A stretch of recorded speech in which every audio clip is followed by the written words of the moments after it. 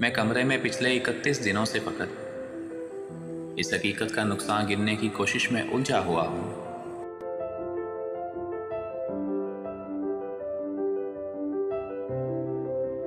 कि तू जा चुकी है।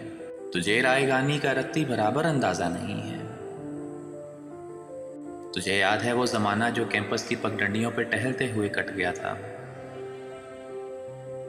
तुझे याद है जब कदम चल रहे थे कि एक पैर तेरा था और एक मेरा। कदम वो जो धरती पे आवाज देते कि जैसे हो रागा कोई मुतरिबों का। कदम जैसे सापा गमा पागा सारे वो तबले की तड़क पे तक तिक तिक तनादन बाहम चल रहे थे।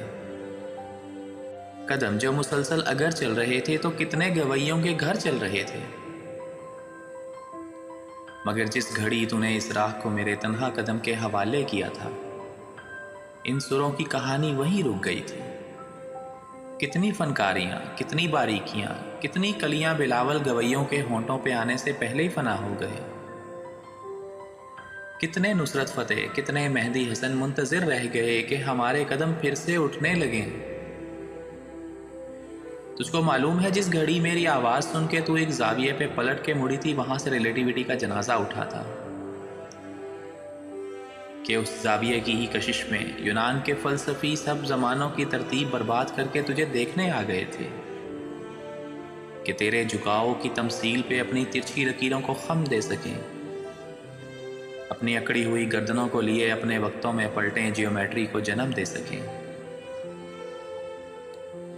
अब भी कुछ फलसफी अपने फीके ज़मानों से भागे हुए मेरे रस्तों पे आंखें बिछाए हुए अपनी दानिश में यूं खड़े हैं कि जैसे वो दानिश का मंबा यहीं पे कहीं है।